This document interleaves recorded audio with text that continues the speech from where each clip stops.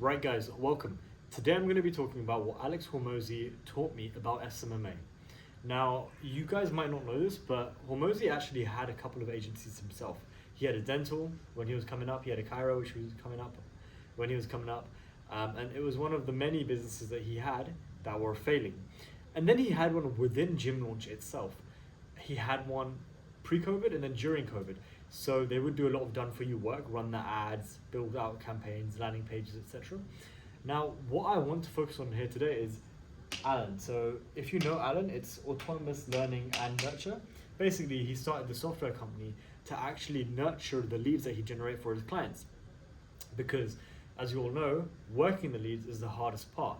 And so during Alan, he actually just addressed agencies themselves. So he would sell this AI which would respond to leads and follow up with clients' leads to agencies. And so the agency would implement Alan into their client accounts, and Alan would automatically follow up and schedule people.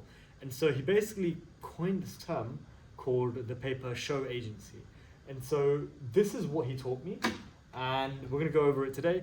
And the main thing is a transition in the models. Now, if you look at the main agency model right now, and the conventional wisdom is charge $1,500 as a retainer per month, and then charge $1,500 in ad spend.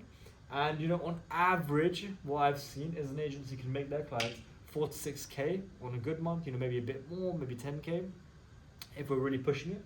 But the point being that on average, clients can pretty much double their money that they spend, because remember, they're going to spend on ad spend and your fees, and so they're going to double their money, right?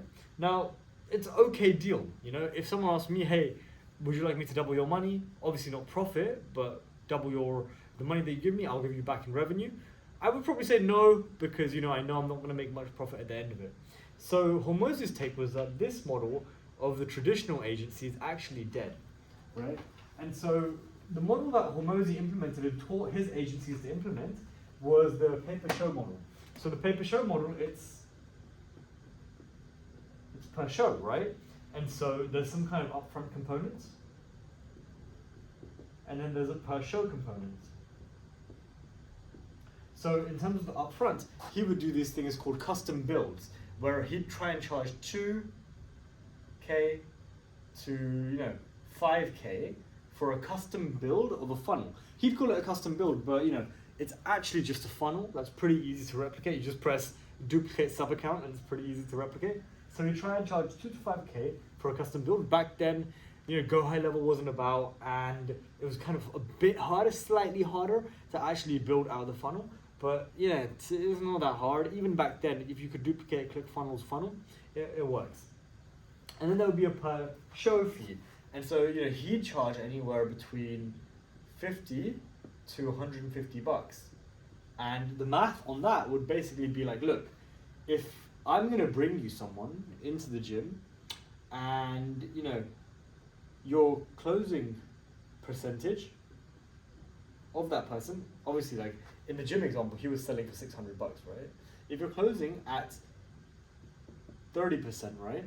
And basically, if it's at 600, let's just make this 33% for the maths, 33%, you're closing 1 in 3 people, and your LTV is at 600. So basically, each appointment, you're going to be making $200, right? That's the basic math. And so, out of the $200, would you pay $50? He thought yes, and the reality is that a lot of people thought yes. So the good thing about this model is that this upfront fee is typically the LTV of most agencies, because most agencies churn off in the first 3 months of the agreement, and so that would be 4.5K anyways. And so he was like, hey, I'm just going to charge that upfront so we could get the whole LTV beforehand, and we also get this kind of back end per show. Now, he was doing crazy numbers, like some of the big gyms that he was charging, because he implemented this in 2021. Some of the big gyms that he was charging, he was doing like 10K per month per show, right? Which is pretty insane if you think about it. And so overall, what he was trying to do, he was trying to make the monthly retainer as high as possible, and he was trying to make the upfront cash collected as high as possible. And so at the end of the day, if you have upfront cash collected greater than like 4K, that means you have room in there for a CAC up to like 2K. You could spend 2K on ads. And as we all know, the person who can spend the most on ads ultimately wins. So upfront cash collected, he wants it to be high. Whereas compared to a normal agency, it would be like the first month, right? So it would be 1.5K. I'll just put that here, 1.5, right? And then in terms of monthly, he wanted it above 4K again, because this is what the gym launch price was. So he had to replace the gym launch price because, just a quick side tangent here, the reason he started this was because everyone went online during COVID, and he had a fucking hard time about, look, how am I going to replace these 4K monthly LTVs that I'm charging currently, because it was 16K for 16 weeks, and how am I going to replace that because my ad stopped working, people aren't allowed to train anymore. So he basically made a more compelling offer, and his compelling offer was, pay me one time, I will run your ads, work your leads for free, I will basically get them to schedule, and only when they actually schedule, only when they come in do you pay me. If no one comes in, you don't pay me anything apart from the upfront fee, obviously, and if a bunch of people come in, great, we both win. And then he needed his monthlies to be above 4K. And so the combination of these two, and obviously this is normally 1.5, the combination of these two made it so that if you look at the trajectory of how they were selling it, it was like an exponential increase during COVID. So that's during 2021, which is pretty insane. Now, the other reason, and the final reason it works so well, is because of one word that pretty much no one talks about in agency land, and that word is churn. So this is the enemy of all agencies. And so, when we transitioned to kind of a pay-per-show model, we practically had zero churn. Currently we almost have zero churn, and the reason is because of this. If there was a graph, and imagine you can actually see that, and this is time, and this is like price, in the traditional model, you have like a set price over time, right? $1,500.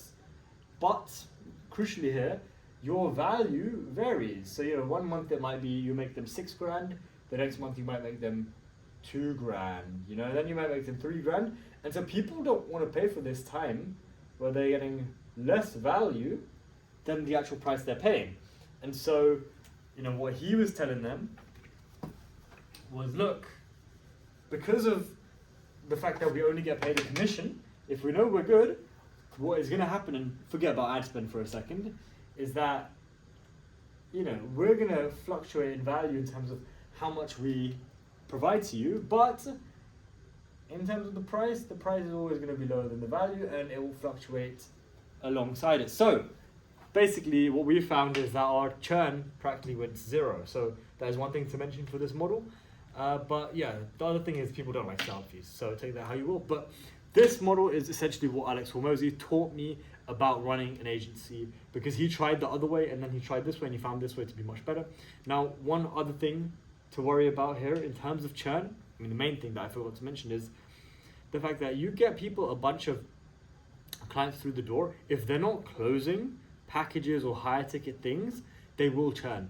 And so that's what one of my mentors taught me, which is that, look, you're going to get a bunch of things, like you're going to get a bunch of clients into their doors, but unless you hold their hand through the package sale process to make their clients worth more, what's going to happen is they're just going to see minus 100 on their credit card, minus 100, minus 100, and that makes people nervous, right? So that's why my mentor, he actually drifted away from this model. But in any event, it works for some people, and it depends on your niche, right? If your niche, you can actually provide some value up front as well, and so each person is immediately worth like 300. It's pretty fucking good model. So yeah, that's all from me, guys, and see you